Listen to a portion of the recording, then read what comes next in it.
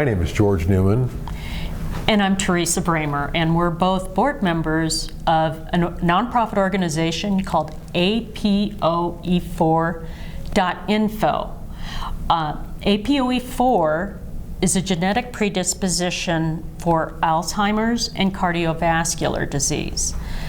With the onset of such tests as 23andMe and such, more and more people are learning their genetic status, and when they find this out, well, they get very distressed because nobody obviously wants Alzheimer's disease or cardiovascular disease or anything like that. So the group formed back in 2014, 2015, and we've been members for just about that entire time. And our organization is dedicated to educating, supporting, disseminating the latest information and research, working with researchers, that sort of thing. And so we do a lot of work in trying to help spread the word. Anything to add, George?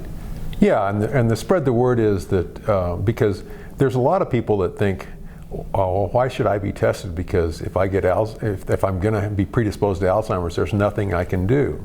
And our message is, we're really an educational nonprofit, and our message is that there are things you can do to either reduce or postpone the risk of Alzheimer's and cardiovascular disease. Teresa?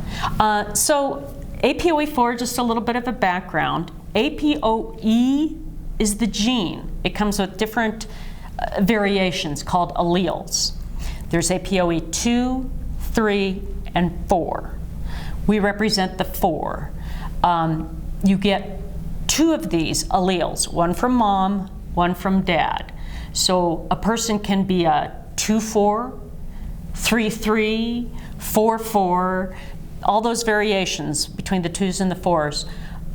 Obviously, our population that we're aimed at are 4s, 1-4, which is called a heterozygote, or 2-4s, which are called homozygous. And 1-4, your risk is elevated. 2-4s, your risk is greatly elevated. But genes are not, they're not destiny. Like George said, there are things that can be done. And it's a lot of diet, exercise, sleep, and stress are the 4 main pillars that we emphasize to try to lower our risks so that, there are plenty of people out there with our genetics that are older and cognitively clear and healthy, and it can be done. Yes, that's very good. One of the pillars that Theresa talked about is diet, and insulin resistance or hyperinsulinemia are some of the large risk factors for Alzheimer's disease.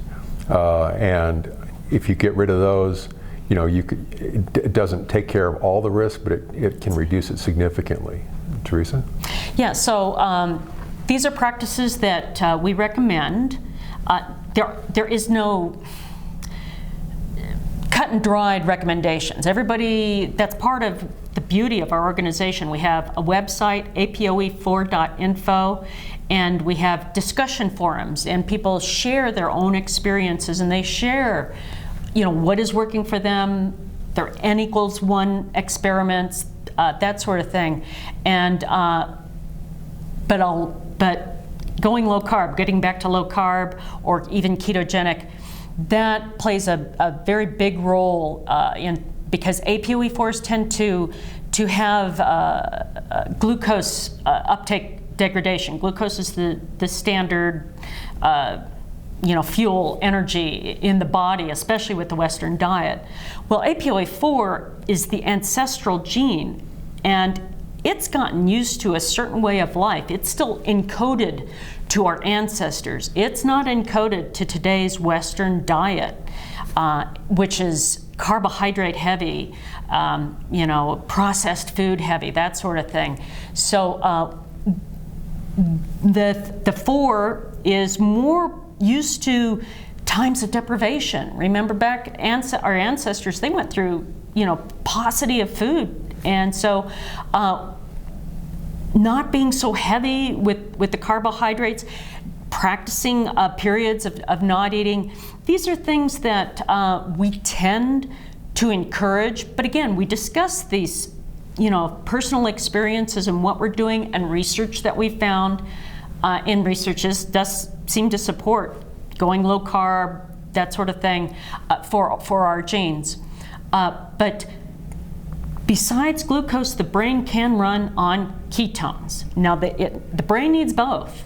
The brain cannot run strictly on ketones, but if you go low carb enough, then the body will start to generate ketones.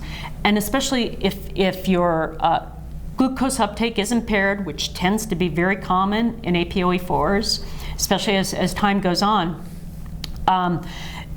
if you add ketones, those damaged brain cells that can't uptake the glucose as a result of insulin resistance, they can take up the ketones. And so this helps benefit with cognition. And the ketones also help our mitochondria. A lot of Alzheimer's has to do with bioenergetics. It's the glucose, it's the mitochondria. There are various reasons for going low carb or ketogenic, or what's sometimes called metabolic flexibility, where you switch from burning ketones to burning glucose. But these are actually fairly easy practices, and especially since Alzheimer's, it takes decades. You don't just wake up one morning and say, oh, I have Alzheimer's. This is something that's been going on literally for decades and decades, and it grows very slowly. And when you finally start experiencing cognitive deficits, damage has already taken place, unfortunately. In people with the APOE4 allele, you can see glucose processing deficits in the brain as early as in their third decade. Yeah. So that is a very important component. All that being said, one of the people that helps our group and that we follow is the researcher Dr. Dale Bredesen, and his approach looks at that there are many different potential factors that contribute. Yeah, factors that can contribute, and his approach really is looking at trying to test and see for any individual where their deficits are, and then addressing those deficits. So it isn't just a standard one size fits all for everybody.